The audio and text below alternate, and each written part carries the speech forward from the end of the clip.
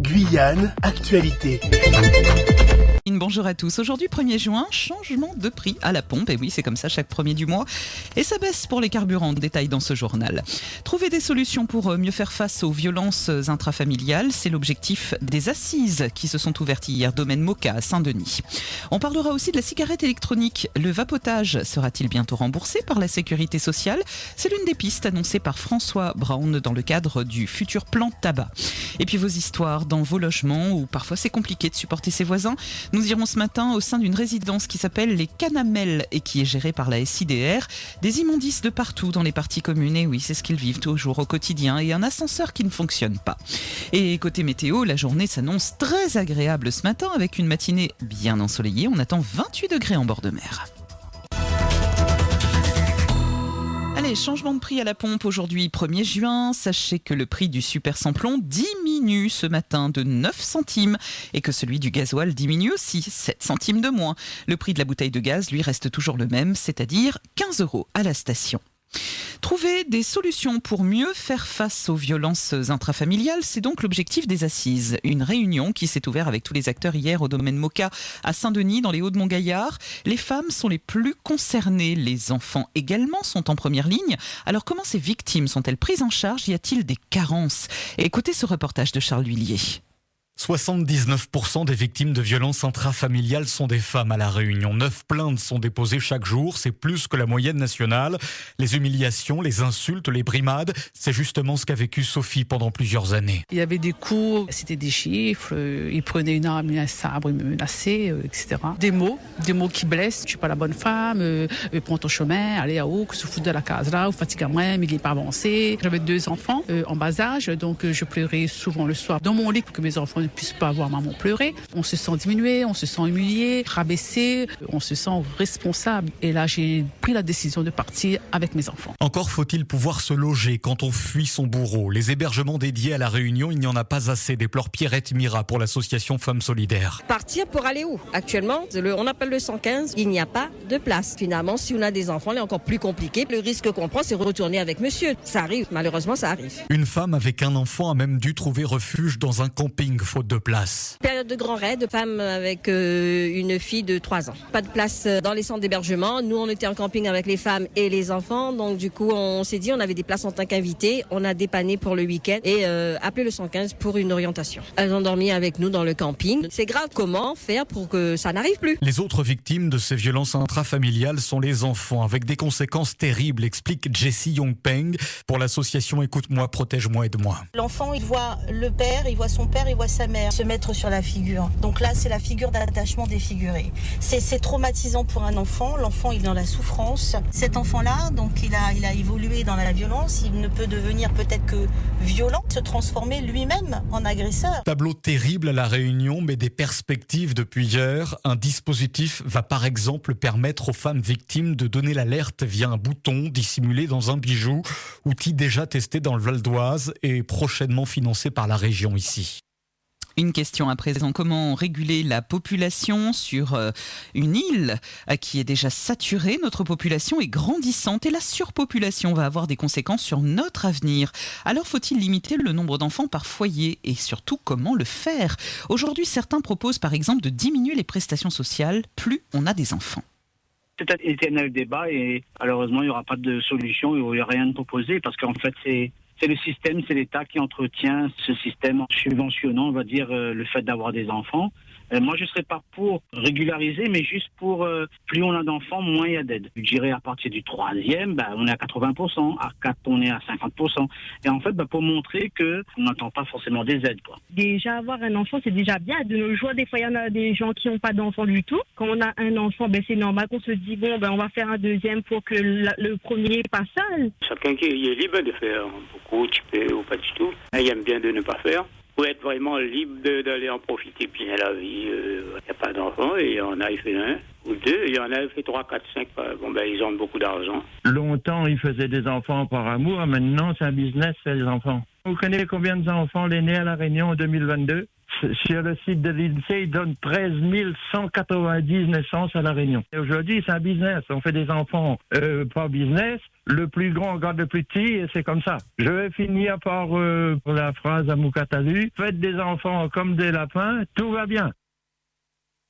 Et puisqu'on parle de surpopulation, il y a cet autre sujet qui revient au devant de la scène. Quand on parle d'enfants, c'est la thématique de l'éducation. C'était d'ailleurs le sujet hier du baromètre. Comment éduquer ces enfants ? Est-ce qu'on peut les éduquer comme on le faisait avant ?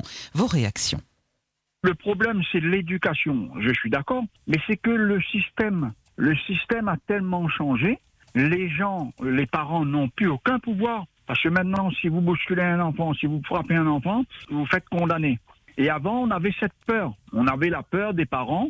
Les parents, ils commandent et les enfants étaient des exécutants. Mais maintenant, on a changé. Les enfants commandent et les parents sont devenus des exécutants. L'éducation, elle a mis longtemps. Elle n'était pas facile quand même, mais nous l'arrivons jusqu'au bout. Elle n'était pas facile, mais c'était fait. Nous ne prenons pas compte. Il faut faire comme ça, il faut vivre, il faut travailler. Il faut mettre la main dans la pâte. Il était dit à Cannes, nous avons de notre lambic, nous avons de notre sarret de bœuf, tout ça là, et toute qualité de travail, aller travailler la ravine, et chacun son boulot, les enfants, chacun son boulot, repassage, l'acoustique sur les sols.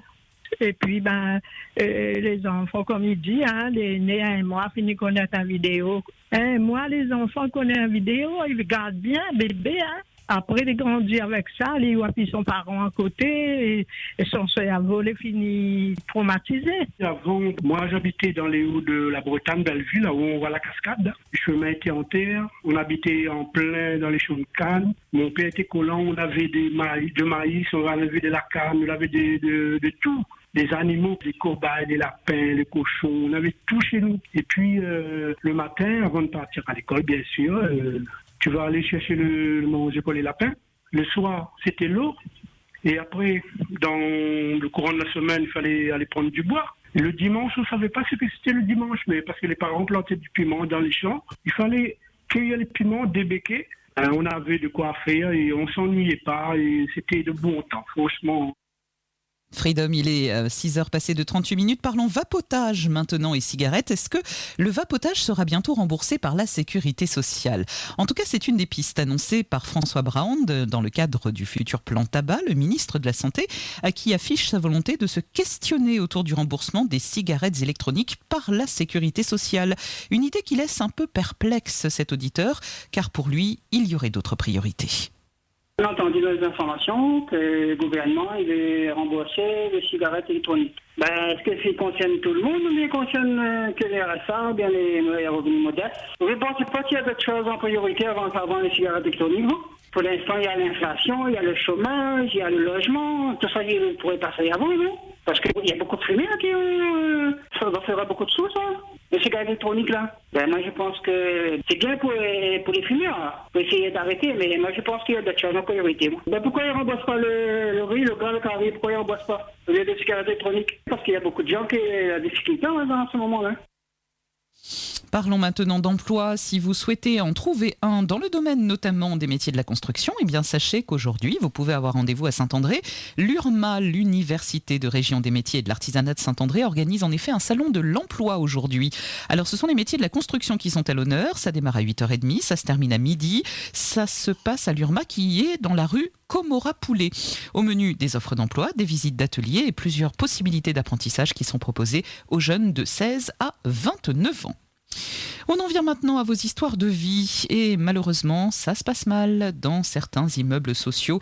On va vous parler de la SIDR, les Canamel, avec ces escaliers pleins d'immondices, ces saletés, un liquide peu ragoûtant qui coule des sacs poubelles. Voilà ce qu'on trouve dans les escaliers de cette fameuse résidence gérée par la SIDR. En cause, le manque de propreté des résidents et l'ascenseur qui ne marche plus. Écoutez. On habite à la CDR, résidence Les Canamel. Ça fait plus d'un mois et il y a l'ascenseur qui ne marche plus du tout. Comme il n'y a plus d'ascenseur, tous les gens ou les enfants, ils descendent les sacs poubelles dans l'escalier. Mais c'est pas cochon parce qu'ils attendent quand leur sac coule dessous pour descendre l'escalier. Il y a toutes les gouttes d'en haut jusqu'en bas qui descendent dans les poubelles. C'est sale. Les poussières, les feuilles, la pluie avait tombé, on rentre avec les feuilles qui collent dessous les pieds. C'est sale, c'est dégueulasse l'entrée. Et c'est comme ça tous les jours. Ben, comment on peut vivre, descendre et monter dans un escalier comme ça? Et c'est sale, mais c'est dégueulasse. Et la fête des mères approche. Au moins un balai pour enlever les saletés, les paillets, tous les affaires qui traînent. C'est dégoûtant. Et parlons maintenant de ce qui se passe dans l'Est, urine et excréments de rats. Voilà ce qu'il y a dans la salle de bain de cette locataire qui habite l'Est de l'île. Cette dame, elle est envahie par les rats dans son logement. Alors elle a déjà signalé le problème à son propriétaire, rien n'a été fait, à tel point qu'aujourd'hui, ce sont donc les urines et les excréments de rats qui s'invitent dans sa maison. Moi, les locataires donc dans une résidence dans l'Est. Le souci, c'est qu'il y a plein de rats en tout. Et dans la salle de bain, ça fait un moment que elle a averti le bailleur que y a des rats derrière la cloison. J'ai appelé le bailleur, j'ai envoyé des mails, j'ai essayé de contacter l'ARS également parce que depuis ce week-end, il y a des écoulements, des urines de rats sur le carrelage de ma salle de bain et des excréments qui commencent à couler. J'ai essayé de nettoyer ce week-end en mettant en doublant des gants, bien entendu, avec un chiffon et de la javel. Mais ça continue. Et personne ne bouge, personne ne prend le problème au sérieux. Donc il faut savoir aussi que j'ai une enfant qui est malade chez moi. Elle a une grosse maladie, donc avec un traitement immunosuppresseur. Et elle a une simple bactérie peut être fatale. Donc ça, j'ai alerté le bailleur, mais jusqu'à maintenant, voilà, j'attends et rien n'est fait. Et puis un coup de cœur pour finir ce journal, un coup de cœur pour un couple de touristes en vacances sur notre île, originaire de Montpellier, dans le sud de la France. Hier, une maman cherchait une personne de confiance pour faire transiter une calculatrice jusqu'à Montpellier, où sa fille doit passer un examen très important. Eh bien, en un appel, elle a trouvé un couple de touristes de Montpellier et elle tenait à les remercier. Un grand service à vous demander, s'il vous plaît. J'ai ma fille qui passe ses examens de la semaine du 12. Elle habite à Montpellier. Et on a une calculatrice à la maison. Et je voudrais trouver une personne généreuse qui voudrait bien ramener cette calculatrice pour elle, s'il vous plaît. Je vous avais appelé tout à l'heure pour la calculatrice de ma fille. Pour trouver une solution pour l'emmener jusqu'à Montpellier, oui. Avant tout, je voudrais vous remercier tout le monde qui m'a appelé pour trouver une solution. Et là, j'ai trouvé un couple qui va partir vendredi soir sur Montpellier. Ils sont en vacances à La Réunion. Ils écoutaient la radio. Donc, ils m'ont appelé pour me récupérer la calculatrice avec moi. Ils habitent à Montpellier. Ils sont en vacances à La Réunion. C'est trop gentil. Ils étaient en route. Quand ils ont ouvert la radio, ils ont entendu Montpellier. Ils ont entendu mon annonce. Donc, la dame m'a appelé pour me dire, pour remettre la calculatrice à ma fille. Je suis trop contente. Je vous remercie beaucoup tout le monde qui m'ont appelé, qui m'ont laissé des messages, et ainsi que la Radio Freedom. Merci beaucoup. Outremernews.fr, le site de l'actualité Outre-mer, 24 heures sur 24 et 7 jours sur 7. Retrouvez la chaîne Outremer News sur YouTube.